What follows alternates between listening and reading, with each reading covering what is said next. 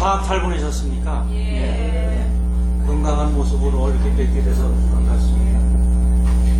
네. 저는 이제 이번 방학을 조금 지난번보다 아무래도 좀 여러분과 같이 이제 경을 공부해야 되니까 그 경 공부와 그 다음 그 수행에 대해서 조금 이제 심도 있게 한번 해봤습니다. 그래서 일주일씩 두 군데 속리산하고 저기 광덕산에 가서 토굴 생활을 한번 해봤습니다.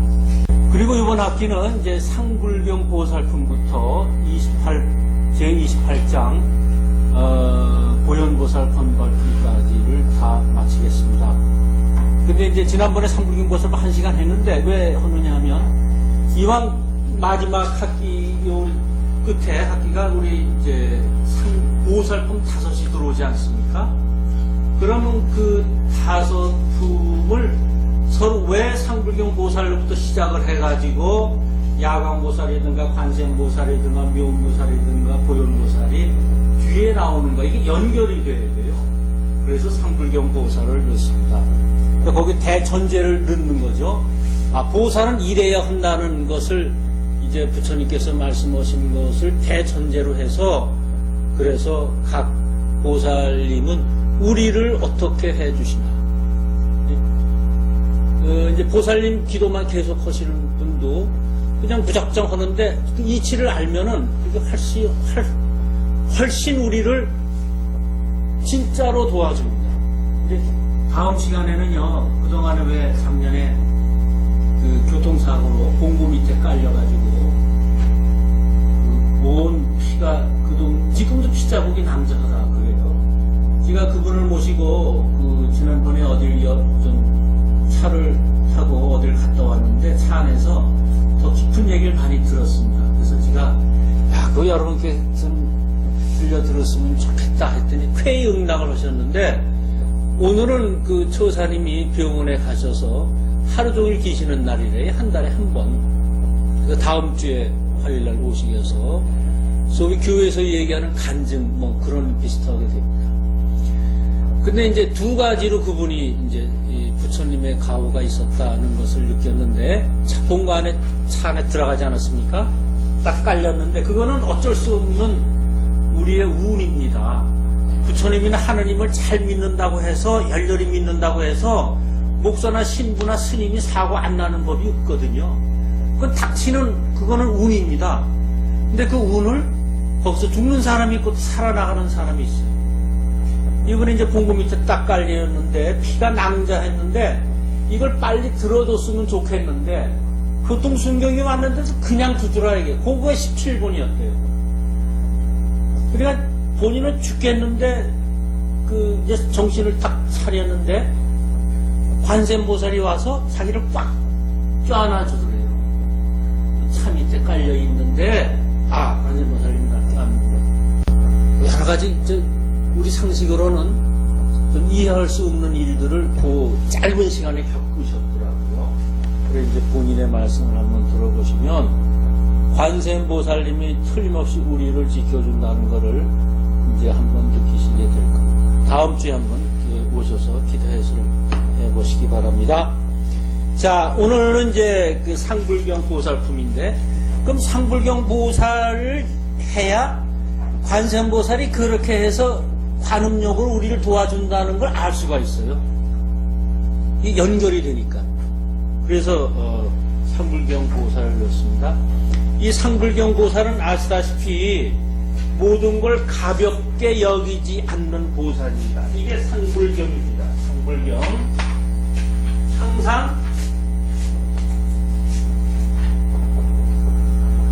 항상 가볍게 여기지 않는다. 모든 일을 가볍게 여기지 않는다는 것입니다. 세상 만사를 가볍게 여기지 않으면 보살이 된다는 겁니다. 가볍게 여기지 않으면. 그러니까 우리는 이제 자기가 중히 여기는 것도 있습니다만 가볍게 여기기 때문에 기회를 놓치고 이런 경우가 사고를 많이 당하는데 상불경 보살은 그러지 않았다는 것입니다. 그래서 나중에 이제 부처님이 되시죠. 그래서 이제 이 경에 보살이 등장한 이유는 왜 등장하느냐면요. 보살은 상구보리 하화 중생이에요. 이거 말씀 많이 들으셨죠? 위로는 상구 보리 상구보리 위로는 구한다. 뭘? 보리를 구한다. 이게 깨달음이다. 진리. 하화 중생. 아래는 하화 중생. 중생을 교화시킨다. 이 하자를 교화시킨다는 거예요. 이게 보살이 하는 임무입니다. 아래로는, 위로는 보리, 깨달음을 구하고, 부처님의 말씀을 들어서 깨달음을, 각을 구하고, 아래로는 중생들을 구제한다, 구원한다, 고통에서 벗어나게 한다. 그것을 상구보리 하와 중생이라고 하는데, 그 한 상구보리 하와 중생을 하려면 경공부도 중요합니다만 수행이 뒤따라야 됩니다. 수행이 없으면 절름발이 수련하는 거나 마찬가지예요. 그러니까 이론은 굉장히 팍대, 실제 실무가 없으니까 훈련이 안 돼서 책상에 앉아서 축구 선수가 되는 거나 마찬가지예요. 볼은 찰 줄 몰라요. 아, 이 볼은 어떻게 차면 잘 찬다거나, 뭐 옆으로 차면 똑바로 나오고, 발등으로 차면 삐뚤어 나오고 한다거나, 그건 잘 알는지 몰라도, 실제로 운동장에 나가서 볼을 못 찹니다.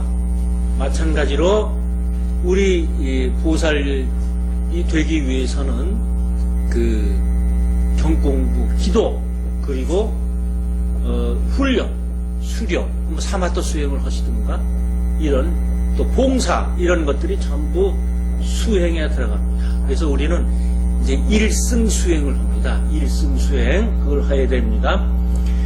만약 기도가 굉장히 세시고, 경공부가 없으면 사도에 빠집니다.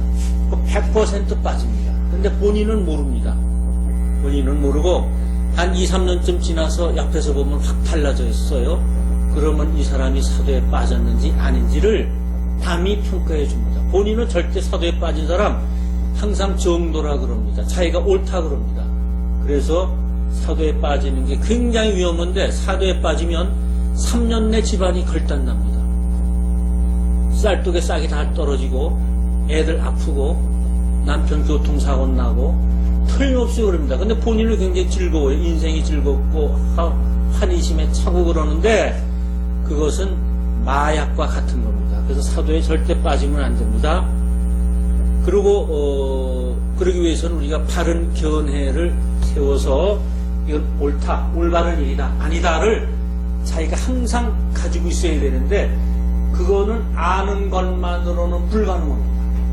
아는 것만으로는 절대로 불가능해서 부처님의 말씀 경공부가 있어야 됩니다. 그래서 우리가 경공부 하는 것입니다. 그 경공부를 하려면 어떻게 되냐? 지혜가 생깁니다. 이 경공부 오래 하고 있으면 여러분 뜻을 몰라도요, 남는 건 지혜가 생깁니다. 그래, 어느 종교라든가, 뭐, 부처님 뒤에 이렇게 보면, 이게 빛이 있고, 예수님도 빛이 있고, 다 빛이 있잖아요. 그 빛은 뭐냐? 지혜를 의미합니다. 지혜. 그 지혜가 우리를 고통에서 건져주고, 깨달음의 길로 또는 열반의 길로 가게 합니다. 지혜 외에는 없습니다. 지혜가 있으면 이 세상이 두려운 게 하나도 없습니다. 여러분, 지금요, 이제 군대 생활 안 해보셔서 그렇지만, 남자들 군대 생활 처음 할 때 얼마나 불안하고 초조하고, 누가 와서 기업 준다고 그러면 덜덜 떨고, 지금 다시 군대 생활을 하면 아주 즐겁게 하겠어요. 즐겁게. 왜? 다 해봤으니까 군대 생활에 대한 지혜가 있거든. 아, 이건 뭐 이렇게 해도 이렇게 하면 쉽게 할 수 있어. 이런 지혜가 생겼어요. 그래서 군대 생활에 대한 두려움이 없어졌어요. 마찬가지로 우리가 겪지 않은 미래에 대해서는 어떻게 하는가? 항상 두려워요. 내일이 두렵고 모레가 두렵고 끝내는 죽음이 두렵습니다. 그런데 이 경에 쭉 나와 있어요. 그 처음에 이제 이 상불경 보살은 상법시대에 나오지 않았습니까? 상법시대, 정법시대, 상법시대, 말법시대 이렇게 흘러간다.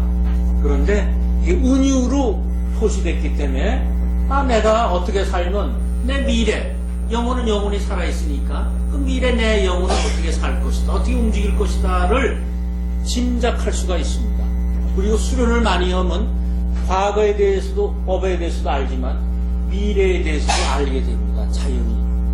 수련을 같이 했더니 그 스님들이 그러세요. 전생을 봤느냐? 그래. 못 봤습니다. 그랬더니 수련을 하면 척 나타나는 게 전생을 보는 거랍니다. 전생을. 물론 이제 거기에 재미나 취미를 들이면 안 되죠. 그건 이제 보여주면 보는 거고 애쓰는 건 아니죠. 그래서 미래에 대해서 이제 어떻게 되는가를 경공부를 열심히 하면 남아요. 마치 콩나물 기를 때 물을 막 주고 물을 없어지고 판다. 이게 콩나물이 자랄까 하지만 얼마쯤 떨어지면 콩나물이 쑥 자라듯이 우리의 영이 자라는 겁니다. 경공부를 하면 난 경공부면 다 잊어버려. 나 할 필요가 없어. 천만의 말씀입니다. 콩나물 기르듯이 영이 자꾸 자라는 거예요. 그래서 경공부는 매일 기도와 경을 최소 1시간씩은 하십시오. 그래서 이분이 이제 기도는 과학이다. 그리고 그 증명을 해요. 그분이 우리가 뇌파가 있다는 거죠. 전 우주파가 있고, 그러니까 기도는 뇌파와 우주파의 만남이에요. 근데 우리 사실 그런 건 옛날에 다 알았거든요.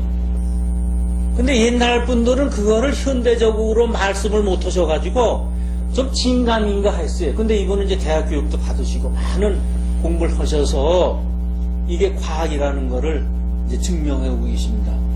그러면서 이분이 이러세요. 하루에 1시간이라도 기도 안 하는 주부는 주부의 자격이 없다. 뭐냐? 남편의 사업을 위해서, 애들의 건강이나 공부하는 걸 위해서 최소 1시간은 주부가 기도해야 됩니다. 이거 굉장히 강조. 맞습니다. 왜? 기도는요, 누가 하는가 하면 그 집 가정주부가 하는 게 제일 효과적입니다. 왜? 그 가정에 위음왕열애거든. 위음왕열애. 여기 이제 위음왕열애가 나와요. 위음왕열애거든요. 가정주부는 어느 집이나 그 가정주부는 위음왕열애. 위음왕열애는 뭐냐면 천둥번개가 꽝 치듯이 사람들이 자꾸 이상한 데로 흘러가고 정법이 사라지고 이상한 법이 생겨서 사람을 지배할 때, 우리 정신이 흐려질 때 이 실상은 그걸 내버려두면 이 모두가 파괴가 되니까 그걸 잡으려고 한번 꽉 야단치는 거예요. 안 된다. 그럼 사람들이 정신을 다시 차려서 제 갈 길로 가게 만들고, 그래서 악에서 모든 걸 구하는 겁니다. 악에서 사람을 구하는 거지 선에서 사람을 구하는 게 아니에요. 그때 옛날에 그거 하기, 악에서, 내가 악에 있으면 나쁜 생각을 갖고 있거나 행을 하면 좋은 스승님이나 좋은 말씀이 나를 감화시켜서 좋은 대로 하게 된다. 그래서 내가 좋은 일을 하고 좋은 생각을 하게 된다. 이렇게 알고 있었습니다. 근데 그게 진리가 아닙니다. 그건 1차적인 문자 해석이고, 원래 해석은 어떠냐면, 이 진리 우주 실상의 해석은 뭐냐면, 사람을 변화시키는 건 악에서 변화시키지 선에서 변화시키지 않습니다. 선은 자꾸 그것을 따라갑니다. 악은 뭐냐? 내가 학교 때 공부를 안 했더니 항상 취직도 못하고 공부했어요. 그래서 쓰라린 고통을 당해. 그래서 공부하게 되는 겁니다. 그게 악에서 구하는 거예요. 내가 나만을 위하고 아주 내 재미만을 위하고 했더니 남편이고 자식이고 나를 자꾸 피해. 안 되겠구나. 내가 고통스러워요. 왕따 당하는 것 같고. 그래서 봉사하게 되고 가족을 위해서 아주 헌신하고, 그게 악에서 구하는 겁니다. 그러니까 한번 고통을 당해야 변화가 일어나요. 그래서 모든 건 악에서 구하는 건데, 오늘 성규경 보살은 그걸 우리한테 전해주고 있습니다. 그래서 한번 읽어보겠습니다. 이제 해석경 521쪽.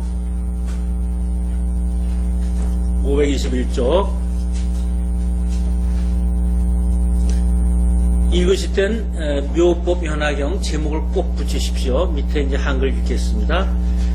묘법 현화경 상불경 보살품 제20. 그때 부처님이 득대세 보살 마살에게 말씀하였다. 그대는 이제 알아라.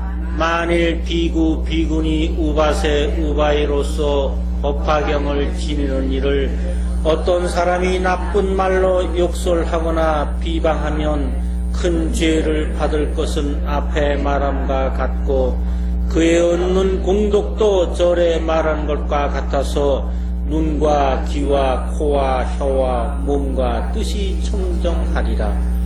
득대세 보살이여 지나간 옛적 한량없고 그지없고 부사의한 아승지 겁전에 부처님이 계시었으니 이름이 위우망열의 응공정변지 명행적 선서 세간의 무상사 조장부 선인사 불세존이시고 겁의 이름은 이세요 국태의 이름은 대성이었느니라.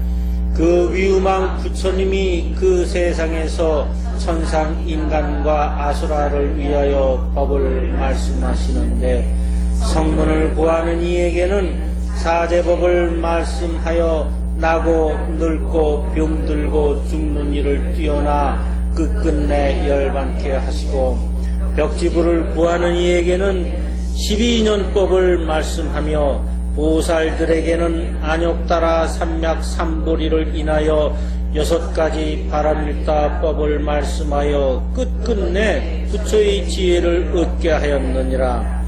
득대세 보살이여 이 위우망 부처님의 수명은 40만억 나유타 항아사 겁이요 정법이 세상에 머무는 겁의 수요는 한 남선부주 티끌수와 같고 상법이 세상에 머무는 겁의 수요는 4천의 티끌수와 같느니라.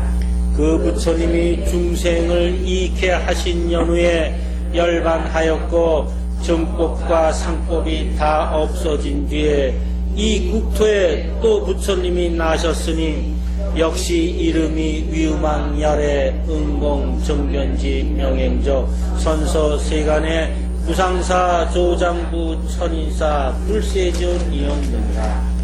이렇게 차례차례로 2만억 부처님이 나셨는데 모두 이름이 같았느니라.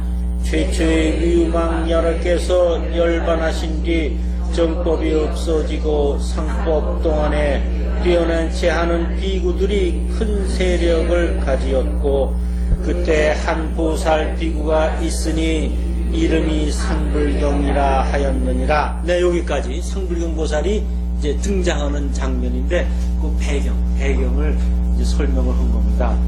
그 상불경 보살은 이제 차례차례로 2만억 부처님이 나오셔서 불법을 전하고 또 세월이 가면 또 그 부처님이 사라지시고 또 부처님이 나오고 그래서 이 서품 제1장에서도 계속 2만억 부처님이 등장하세요.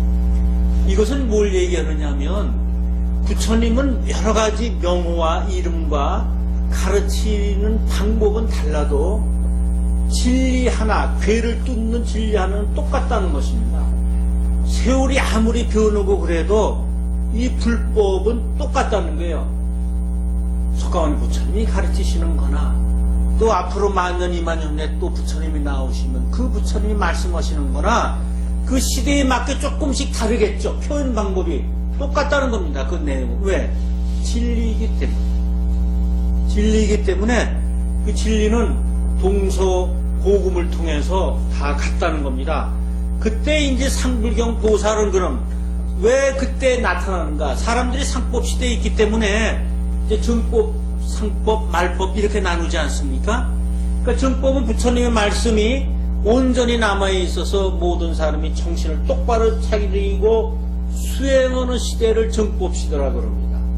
이것은 부처님이 열반하신 후 약 500년 동안을 얘기합니다.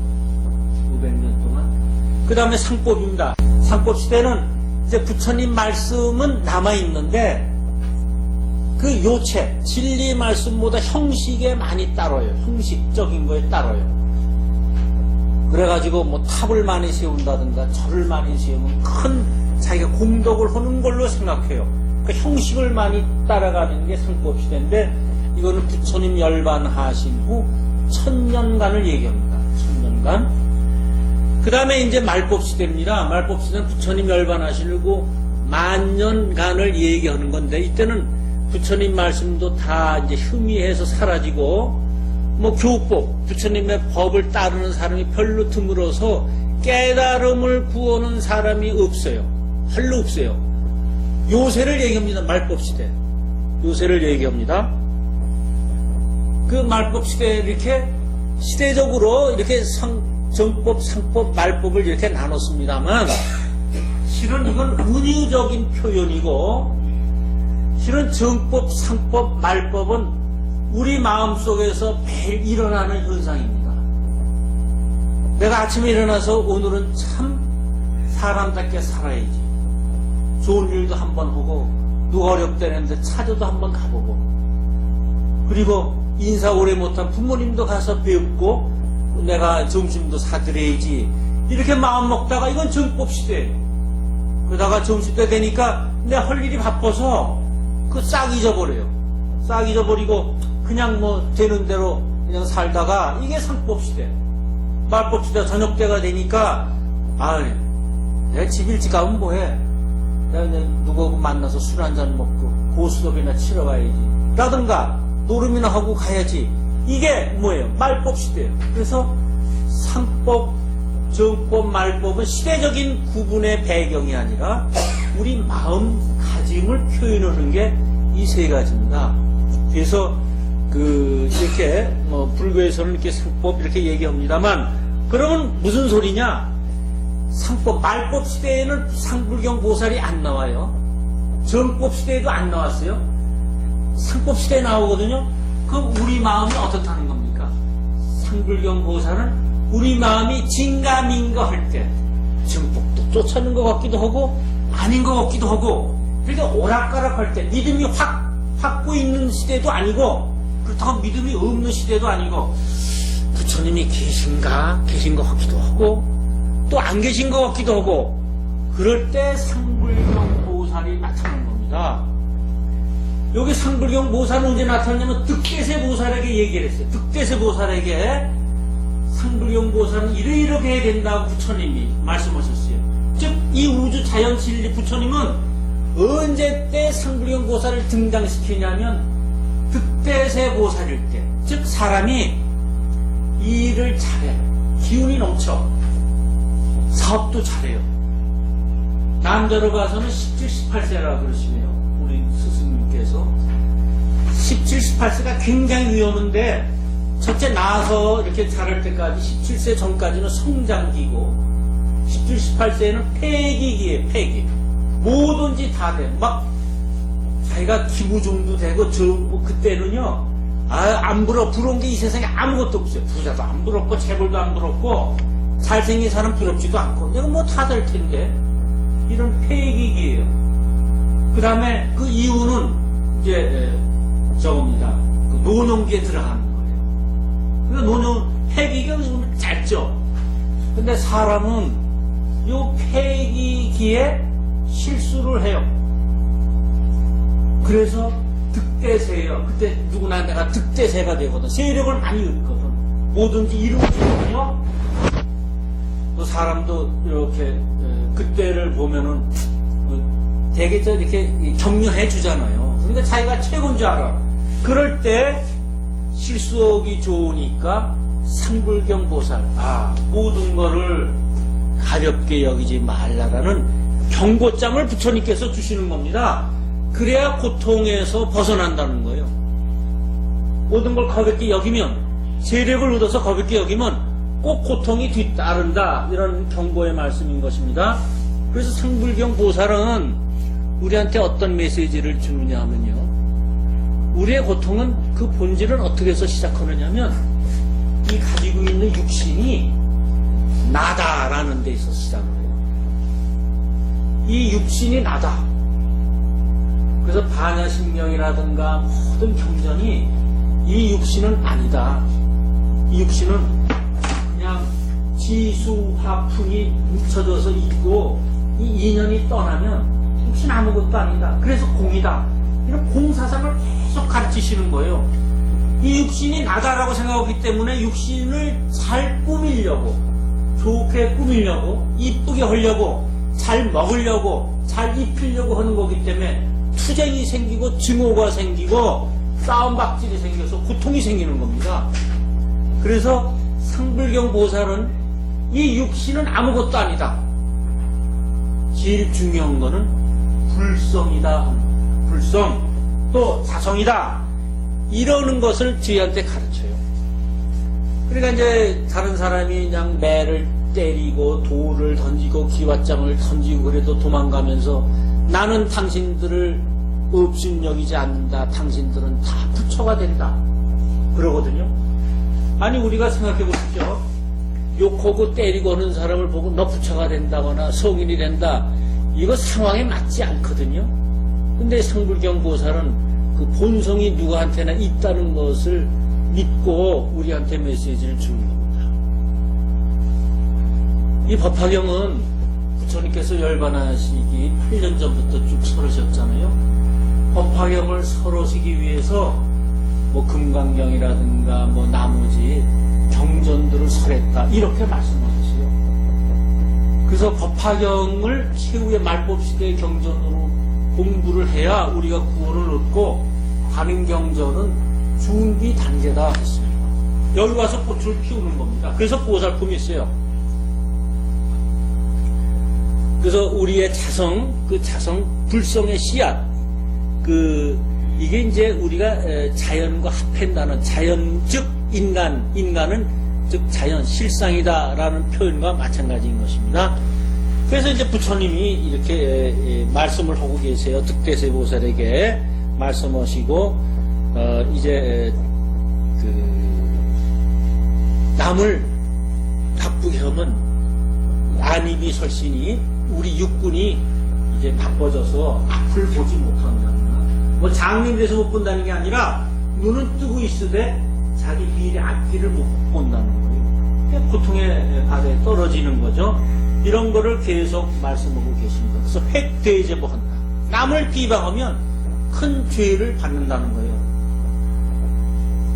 왜 남을 비방하면 받느냐 하면요.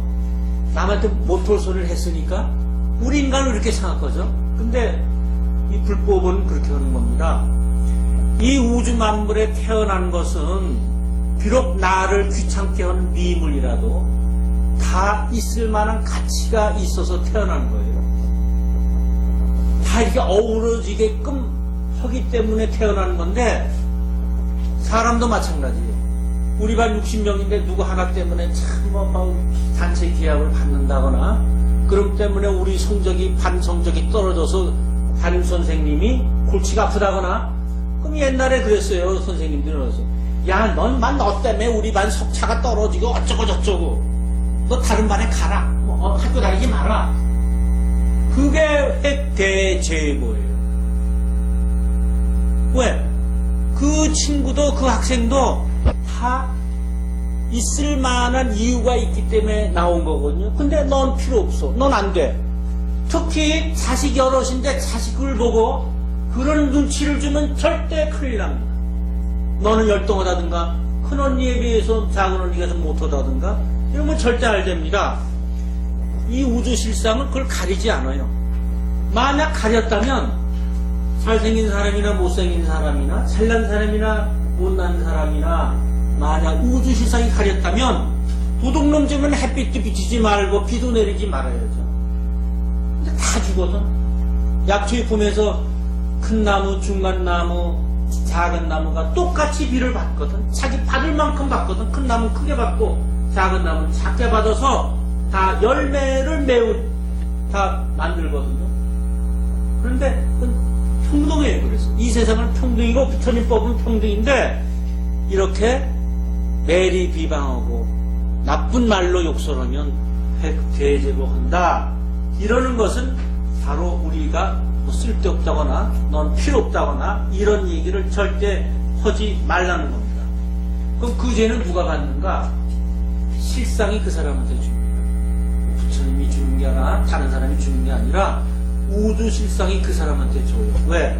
이 사람은 항상 판단을 하거든. 모든 걸 판단해요. 아닌 것 같아도 꼭 차별을 해요. 우리 마음에 그게 항상 있어요. 그러면 아무리 경제적으로 잘 살고 뭐 화목하게 사는 것 같아도 이 사람은 항상 비교이기 때문에 항상 불행해요.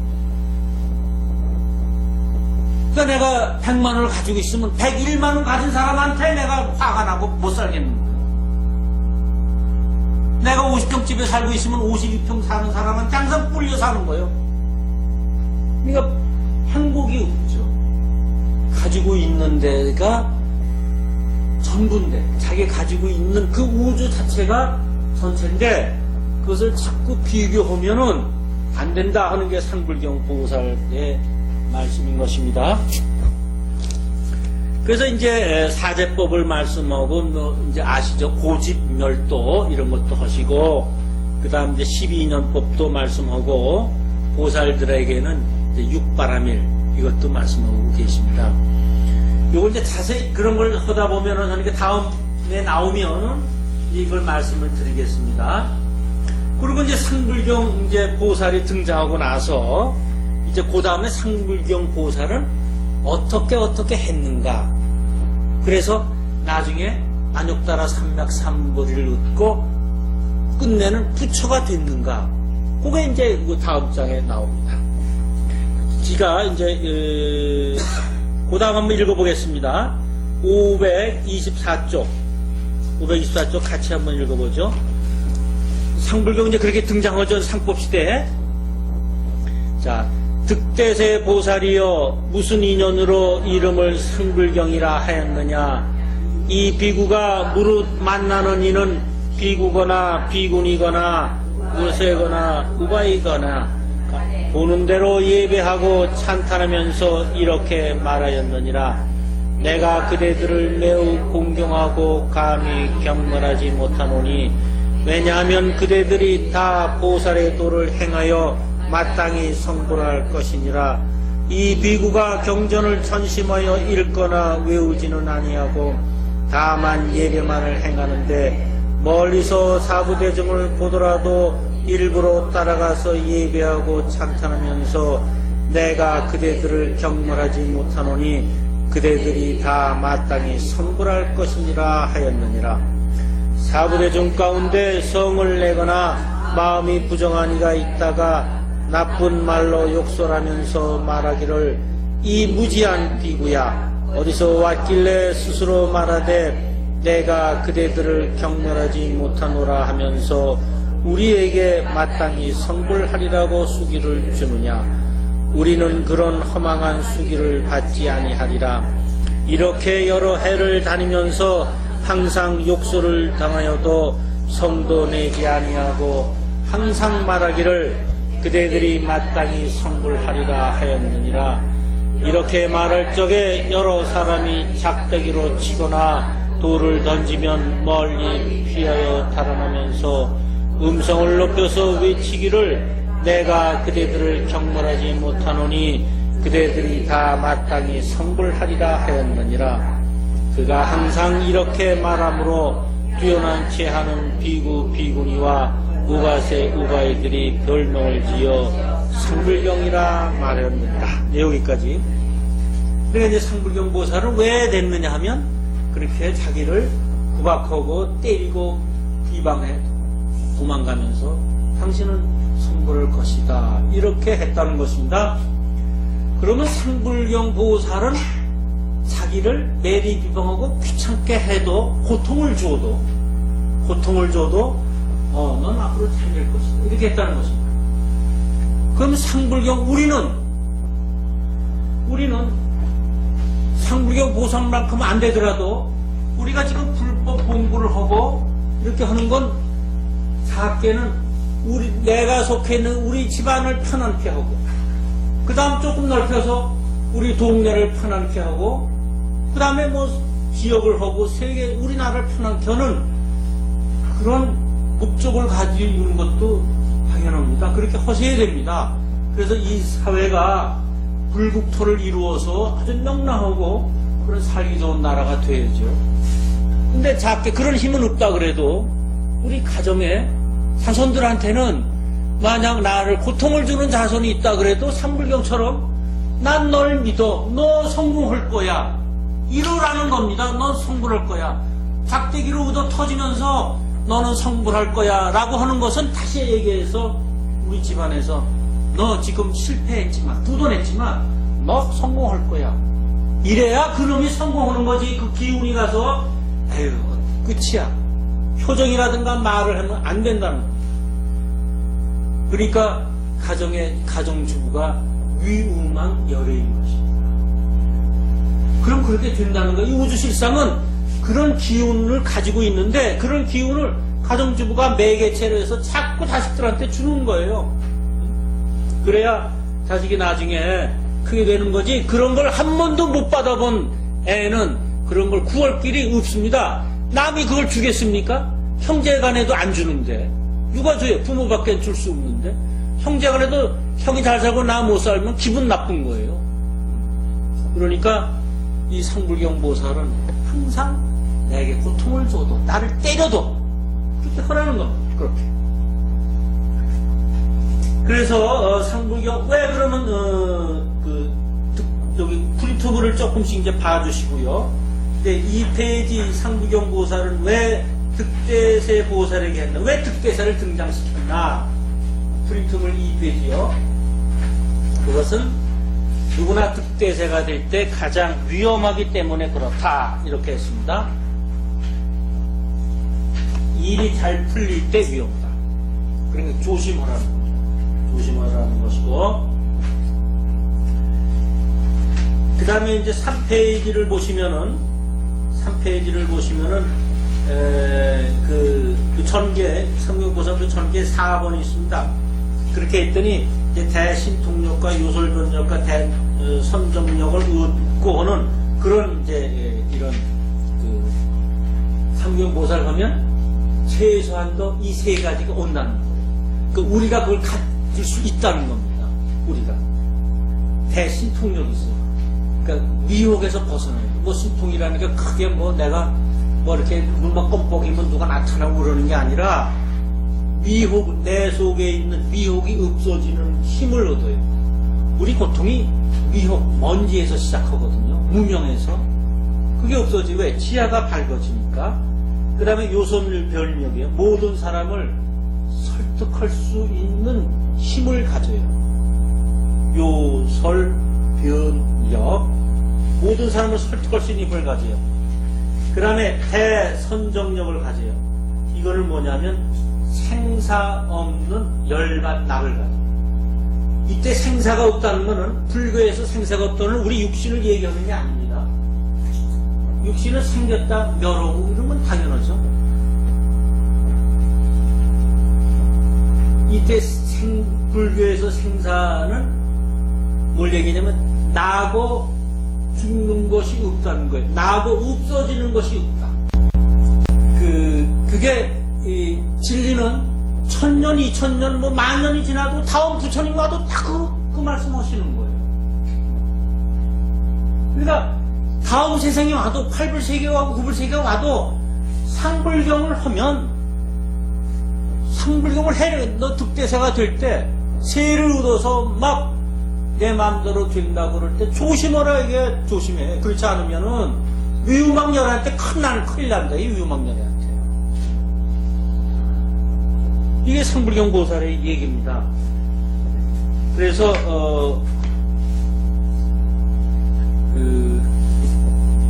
한 말씀만 더 드리고 2000년 시대는 이제 보살들의 시대입니다. 상불경 시대예요. 지금 이게 20장이거든요. 20장. 우리 법화경이 28수계예요. 28수. 20장은 별자리 20번째 해당을 해요. 별자리 20번째. 이건 뭐냐? 여성을 얘기해요. 여성을 얘기하는 상불경 시대인데 여자의 시대예요. 그래서 앞으로 모든 게 그 여성 위주로 가요. 가정을 벌써 여성 위주로 갔죠. 가고 또 어떤 여성 위주로 가냐면 요새 오늘 신문에 났는데 옛날 남성 위주 남아 선호 사상 있지 않았습니까? 그래서 비가 맞지 않았죠. 남자만 날려 그래서 장가를 못 갔잖아요. 여자를 안 낳고. 지금 여자가 많아지는 시대가 됐잖아요. 그 굉장히 급속도로 여자에 대한 게 올라갔더라고. 이게 다 의학계나 이런 데서 뭐 캠페인을 벌려서 그렇게 되는 게 아니라 시대가 그렇게 되는 거예요. 지금 남자 100에 여자가 106이라거든요. 107 이렇게 올라간대요. 그러니까 앞으로 정말 정치에서도 큰 인물이 여성에서 나오는 시대입니다. 상불경은 그걸 얘기하는 게 위유막렬에는 바로 여성을 얘기하는 거예요. 그래서 21세기에는 여자가 모든 걸 보살피는 시대입니다. 여자가. 집안에서도 그렇고 바깥에서도 그렇고 여자의 역할이 크게 됩니다.